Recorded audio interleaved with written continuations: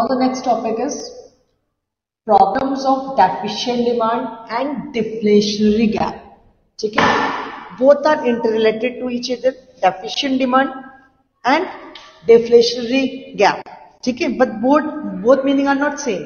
ठीक है, कि दोनों में डिफिशिएंट डिमांड हम कैसे शो करेंगे और डिफ्लेशनरी गैप्स कैसे शो करेंगे, ध्यान से यहाँ पर समझिए आप लोग। तो सबसे पहले क्या है डेफिशिएंट डिमांड, देखो सिंपल से वर्ड से ही समझ में आ रहा है। डेफिशिएंट मतलब कमी, फिर हमने कहा डिमांड यानी मांग, यानी क्या है, कमी किसकी हो गई है, यानी आपकी मांग की कमी हो गई है।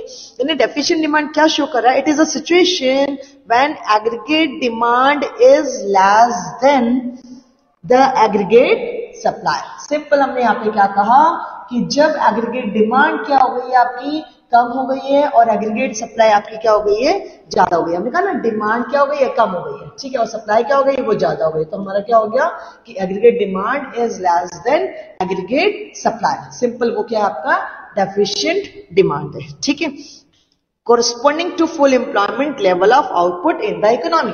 अभी हमने कहा था ना कि full employment level जो आपका यहाँ पर इक्वल होता है, उससे पहले हमारी अगर डिमांड यहाँ पर कम हो गई है तो उसके अंडर जो सिचुएशन आ रही है वो सिचुएशन आपको शो करेगा डेफिशिएंट डिमांड। ठीक है, जब हम लोग ने क्या करा यहाँ पर कि हमने देखा कि एडी जो है वो लेसन हो गया है, वो कम हो गया है as compare to aggregate supply, that shows deficient demand.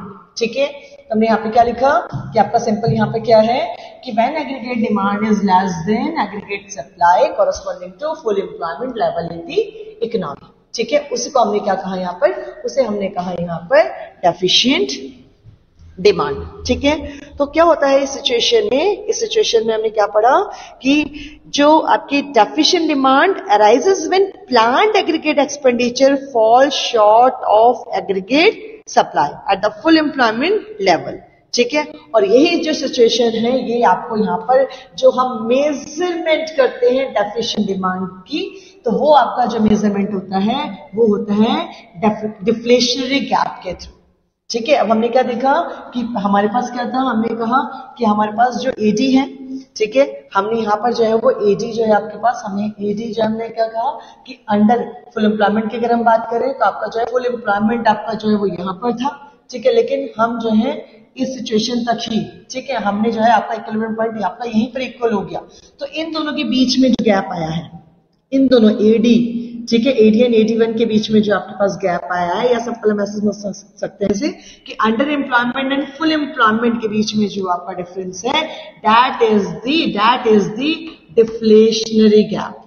ठीक है, तब हमने इसको क्या कहा, इसे हमने कहा डिफ्लेशनरी गैप। आपको ध्यान में रखना है कि हमने क्या कहा, डेफिशिएंट डिमांड क्या है, where AD is less than aggregate supply. ठीक है, corresponding to full employment level in the economy, and the difference between the full employment and under employment, the gap shows the deflationary gap। ठीक है, तो आपका AD और आपका जो AD1 है, चाहे हम AD1 भी लिख सकते हैं।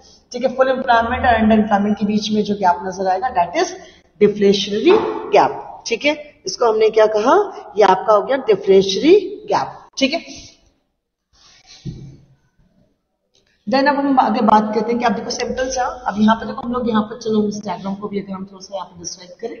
ठीक है, डायग्राम को अगर हम यहाँ पर देखते हैं, देखिए एक एक लाइन आपने समझनी है, बहुत इंपॉर्टेंट है, एग्जाम में जो है बहुत ज्यादा ये जो है पूछा जाता है। ठीक है, इंपॉर्टेंट क्वेश्चन है लॉन्ग क्वेश्चंस में भी। ठीक है, तो अब देखिए यहाँ पे क्या है, देखिए AD1, ठीक है, यहाँ पे लिखा हुआ है AD1, यहाँ पे शो करेगा ये AD है आपका 1 और ये AD2। ठीक है, तो AD1 line shows the required level of AD for full employment in the economy. ठीक है, तो AD1 क्या शो कर रहा है, AD1 शो कर रहा है कि जो हमारा क्या है फुल एम्प्लॉयमेंट है। ठीक है, ये फुल एम्प्लॉयमेंट शो कर रहा है इकोनॉमी में। ठीक है, तो यहाँ पर क्या है फुल एम्प्लॉयमेंट, जिसमें हमारे पास इतने रिसोर्सेज हैं और हम इतना जो है कंज्यूम कर सकते हैं, इतने रिसोर्सेज हम यूटिलाइज कर सकते हैं। ठीक है, जबकि हम यहाँ पे क्या देख रहे हैं कि AD2 लाइन शो कर रही है प्लांट AD। ठीक है, जब ने क्या करा है, प्लांट AD करा है। ठीक है, जो हमारी प्लांट AD है वो हमारी क्या है, यहाँ पर क्या शो कर रहा है, which is lower than the full employment. ठीक है, प्लांट जो हम प्लांट करा है, ठीक है, जो प्लांट हो चुका है वो कितना में आ गया, वो AD2 शो कर रहा है। ठीक है, तो वो क्या हो गया, अंडर एम्प्लॉयमेंट AD जो हमें यहाँ पर नजर आ रहा है, means that is the that is the lower than the full employment AD, ठीक है। Then the vertical difference between AD1 and AD2, ठीक है। देखिए बहुत इंपॉर्टेंट है, इसको बहुत समझिए। 1 मार्क्स में भी ऐसा करके क्वेश्चन पूछ लेता है। देखिए हमने क्या कहा, ये आपका AG1 है, ये आपका AD2 है, ठीक है। एग्जाम में जो है डायग्राम आ गया, और डायग्राम में सिंपल सा आपसे पूछा था कि ये क्या इंडिकेट कर रहा है। तो देखो ये F है, ठीक है, और ये आपका G है। तो ब्लर हो रहा है तो आपको मैंने यहाँ पे क्लियर कर दिया ये, ठीक है। अब देखिए ये पूछ रहा है कि ये जो FG है, मीन्स यहाँ पर हमने क्या कहा, जो एक वर्टिकल डिफरेंस है AD1 और AD2 के बीच में, जो ये FG नजर आ रहा है, ये हमें क्या शो कर रहा है, ये हमें शो कर रहा है डेफिशिएंट डिमांड है, ये हमें शो कर रहा है कि डिफ्लेशनरी गैप है, ठीक है। ये हमें यहाँ पे क्या शो कर रहा है कि यहाँ पर जो है वो आपका डिफ्लेशनरी गैप है, ठीक है।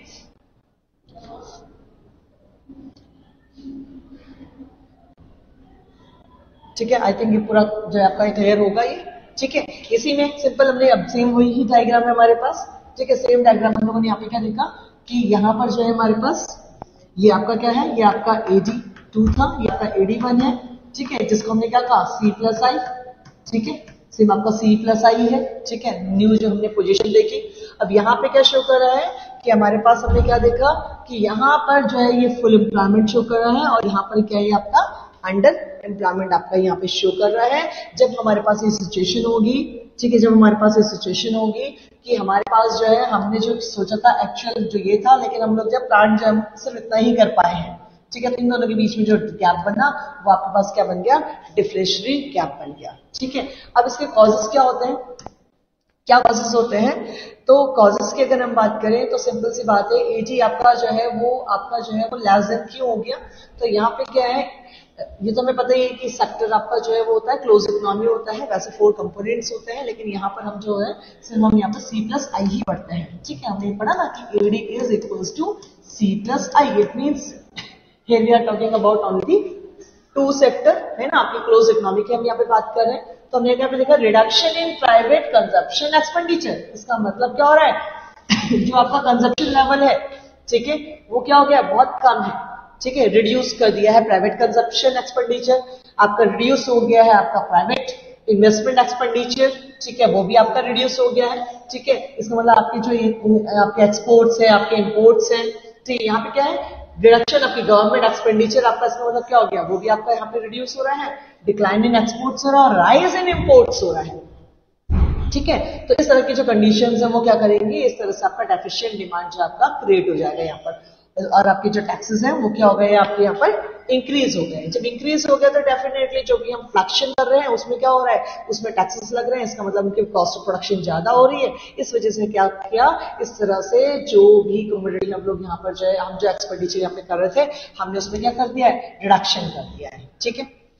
Consequences of deficient demand, consequences of deficient demand की अगर हम बात करें तो deficient AD leads to 4 critical situations in the economy as under employment equilibrium, deflationary gap, loss of profits and undesired stocks, ठीक है।